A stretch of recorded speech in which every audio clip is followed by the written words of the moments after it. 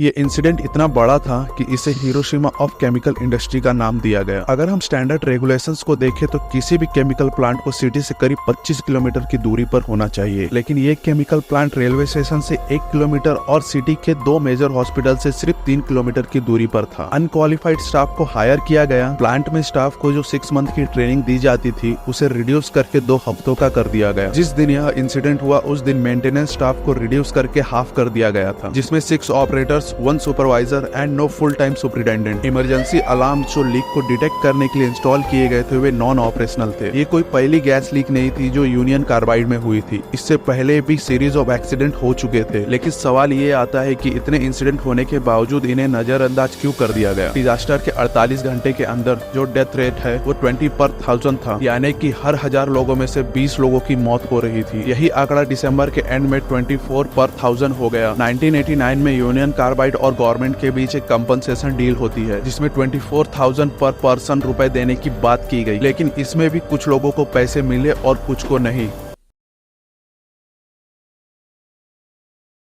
2 years ago, the company had major concerns about the safety conditions for methyl isocyanate at its plant in Bhopal, India. The gas cloud condenses, it sinks to ground level.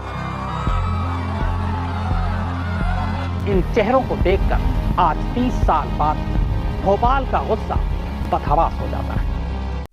1947 में आजादी के बाद भारत ने सबसे पहले problem face की, वो थी फूड शॉर्टेज की। इसे ध्यान में रखते हुए भारत सरकार ने डिसाइड किया कि वे यूनाइटेड स्टेट द्वारा इनिशिएट किए गए ग्रीन रिवॉल्यूशन को ज्वाइन करेंगे, जिस वजह से फूड प्रोडक्शन काफी हद तक बढ़ गया। लेकिन इसके लिए हमें ट्रेडिशनल फार्मिंग को कैपिटलिस्ट फार्मिंग में कन्वर्ट करना था, जिसके लिए हमें कई इनपुट्स की जरूरत थी, जिसमें से एक था पेस्टिसाइड, जिसे हम हिंदी में कीटनाशक भी कहते हैं। भोपाल में ऐसी 2-3 कंपनीज थी जो पेस्टिसाइड बनाती थी, उसी में से एक थी यूनियन कार्बाइड।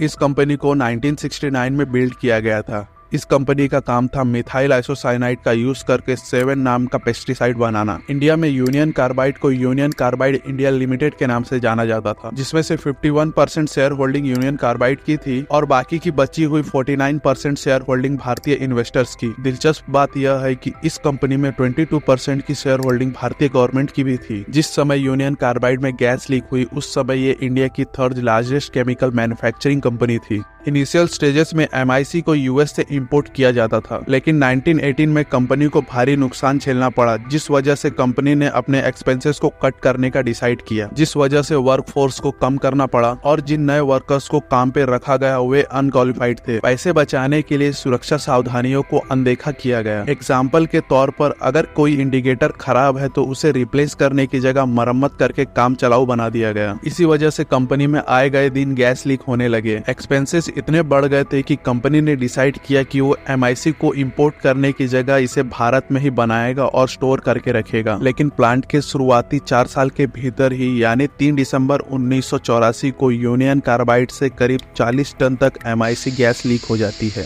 यूनियन कार्बाइड में 3 विशाल टैंक थे जिनमें MIC को लिक्विड फॉर्म में स्टोर किया जाता था। टैंक E610, E611 और E619। इन 3 टैंकों में से 2 को 60% तक MIC लिक्विड से फुल किया जाता था और एक टैंक को इमरजेंसी पर्पस के लिए खाली छोड़ दिया जाता था। लेकिन उस रात जब यह हादसा हुआ तीनों टैंकों को MIC लिक्विड से फुल किया गया था। इसके अलावा टैंक में जो MIC का लेवल दिखाने वाला इंडिकेटर होता है वो भी ठीक से काम नहीं कर रहा था। जब यह हादसा हुआ उस समय भोपाल में 8 लाख लोग रहते थे, जिसमें से 3,500 से ज्यादा लोगों की उस समय जान चली गई और 5 लाख लोग से ज्यादा इस गैस की चपेट में आ गए। तो चलिए उस रात की पूरी कहानी मैं आपको शुरू से बताता हूँ।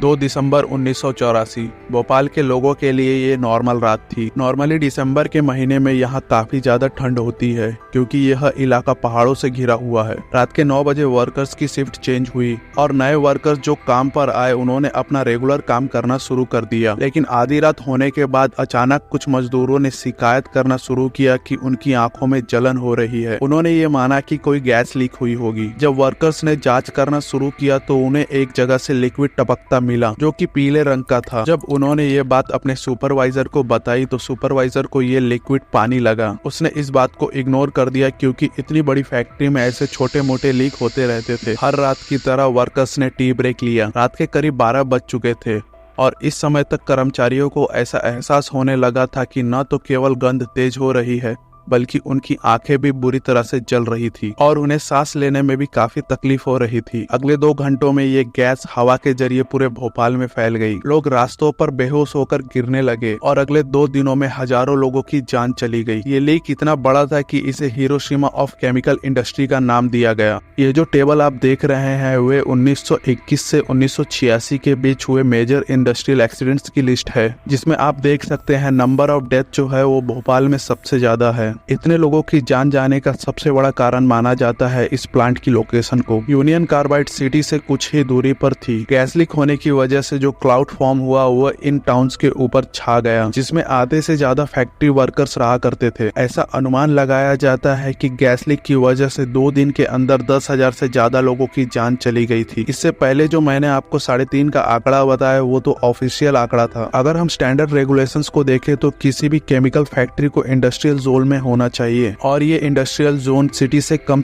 25 किलोमीटर की दूरी पर होना चाहिए, लेकिन यूनियन कार्बाइड के केस में ऐसा नहीं था। ये प्लांट रेलवे स्टेशन से 1 किलोमीटर और सिटी के 2 मेजर हॉस्पिटल से करीब 3 किलोमीटर की दूरी पर था। ऐसा नहीं है कि इस कंपनी में हो रहे गड़बड़ के बारे में किसी को पता नहीं था। राजकुमार केसवानी पेशे से एक पत्रकार थे। सिर्फ एक यही व्यक्ति थे जिन्होंने प्लांट में हो रहे गड़बड़ के खिलाफ अपनी आवाज उठाई। राजकुमार केसवानी जी ने अपने कई आर्टिकल्स में यूनियन कार्बाइड में हो रहे गड़बड़ के बारे में लिखा, लेकिन उनकी बातों को सबने इग्नोर कर दिया और नतीजा तो आप जानते ही हैं। तो दोस्तों आज के इस वीडियो में इतना ही। अगर आपको यह वीडियो अच्छा लगा हो तो हमें सपोर्ट करने के लिए वीडियो को लाइक, शेयर और हमारे चैनल को सब्सक्राइब करें और आपके क्या विचार है इस वीडियो को लेकर हमें कमेंट करके जरूर बताएं। जय हिंद।